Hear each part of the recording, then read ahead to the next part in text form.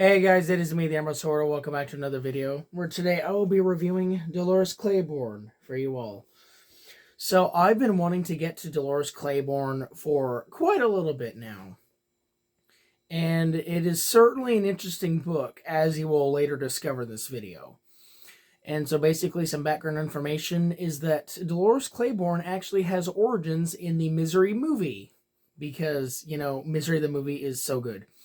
So basically what happened is that Stephen King saw the Misery movie and saw Kathy Bates' performance in Misery, and he thought it was so good that he wrote Dolores Claiborne with Kathy Bates in mind for a movie.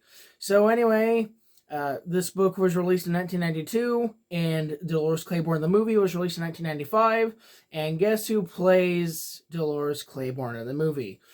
Kathy Bates. So, yay, Stephen King got his wish. Alright, but anyway, what's Dolores Claiborne actually about? Well, it's basically about a person who is accused of murder and is giving her testimony. So anyway, book is going up. So, spoilers will begin very shortly. So basically what happens in Dolores Claiborne is that this book is told in like a testimonial sense, kind of like Parts of Carrie, but instead of just like sprinkles that here and there. Like Carrie, this Dolores Claiborne is actually like the entire time. It's just a testimonial the entire time. And basically Dolores Claiborne has been called to the police office because she's been accused of murdering the elderly person on the island, Mrs. Vera Donovan. And so basically the entire book is just her giving her story.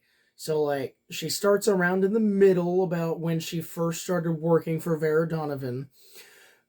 And so that kind of goes on for a little bit. But then we get into more interesting stuff. We flash back to quite a little bit, back when she was married to a man named Joe.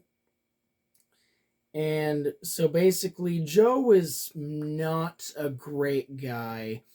Like, he makes fun of his children, like he kind of doesn't care about their dreams and stuff, like, and then he does something a little worse to his daughter, which is I'm not going to mention here, but it is certainly something that a father should not be doing to a daughter, and that is not very good. And so basically he's been like abusing Dolores, right? Because like, abuse problems. And so one day Dolores decides to fight back and hits him with a cream pitcher, I think it is. And then they agree to stop fighting each other and stuff, and then like the daughter gets involved. And so the years pass, and then Dolores is like, my daughter Selena isn't really talking to me anymore, so what's up with that?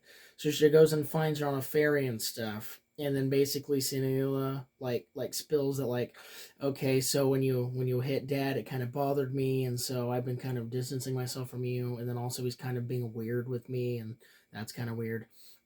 And so Dolores is like, okay, I have to kill my husband now. Yeah, a little drastic, but okay. So, yeah, anyway, so the next couple years pass. And then I guess I should mention, so I'm going to put the book down for a second, but I should mention that this book in particular has a connection, a very strong connection, mind you, to another Stephen King book that actually released the same year. I didn't review it, but it's called Gerald's Game. I read that one last year, and I did not review it. But basically, Gerald's Game is about this woman named Jessie Burlingame who's stuck to her summer home bed in handcuffs. And because her husband is dead due to her kicking him, she cannot get out of the handcuffs, and something really bad is going to happen if she doesn't get out. Well, anyway, in the middle of Gerald's Game, like dispersed in throughout Gerald's Game, we see flashbacks to Jessie as a child witnessing a solar eclipse, or a total eclipse, with her father as like a 10-year-old child. Dolores Claiborne takes place during that very same solar eclipse, which I think is very cool. Alright, book has gone back up. It's back into spoiler territory. But anyway, so on the day of the eclipse, it's like very weird, Dolores finally realizes, okay, Joe has to die. So what she does is is she finds this well thing in the middle of like these blackberry bushes. And so she leads Joe over to the well, and then she was able to just barely avoid the well, but Joe falls in, and and then he's like trying to climb out and stuff, right? And this happens like several times. So she like goes back in because she thinks he's dead, but nope, still there. So anyway, this happens for a while, and then eventually Dolores picks up a rock, smashes him in the head, and then he dies. And his body is not found for a week. And even though the cop who investigated the murder is a little suspicious, the death is ruled as an accident by misadventure, I think, or whatever that charge is. Anyway, Joe's death is ruled as an accident, and Dolores can just go on with her life. And so the next 30 years happened, because this book came out in 1992 and the solar eclipse happened in 63. So the next 30 years happened and stuff, and then Vera Donovan is finally starting to like get fed up with life, and like she's old and she's doing stuff. And she's really afraid of these things that are like dust bunnies, I guess. But yeah, anyway, so Dolores goes over to her house one day, and Vera tells her, like, I am so tired of living, and if you take me to the hospital, it will just prolong my life. So help me die, and I would really love that.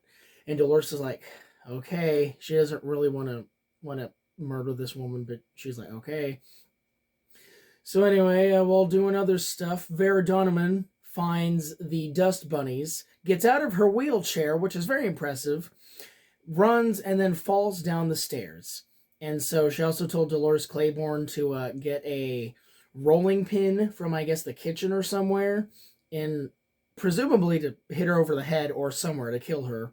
But Vera Donovan just has a little talk with Dolores, and then Vera dies on her own will. And so the mailman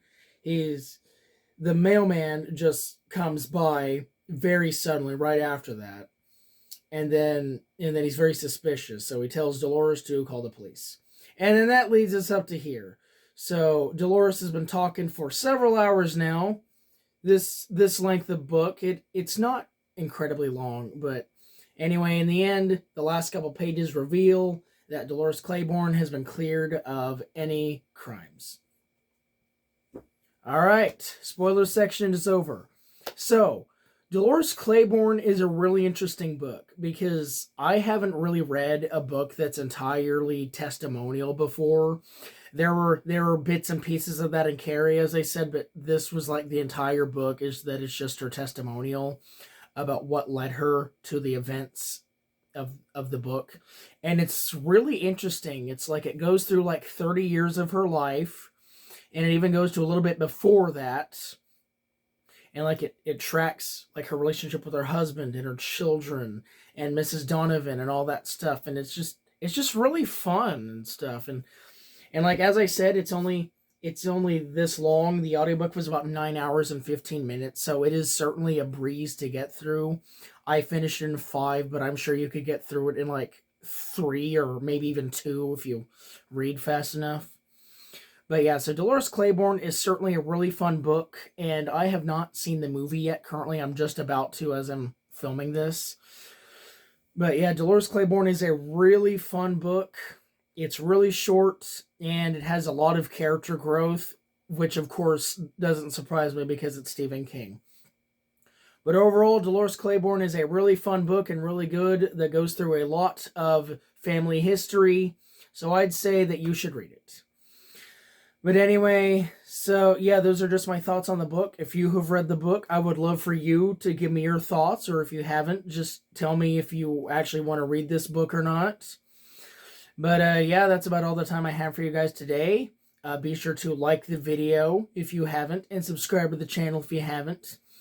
But yeah, thank you guys so much for watching this video. I appreciate every single one of you who have made it this far. But yeah, I've been Ben from the Emerald Sword, and I will see you guys next time.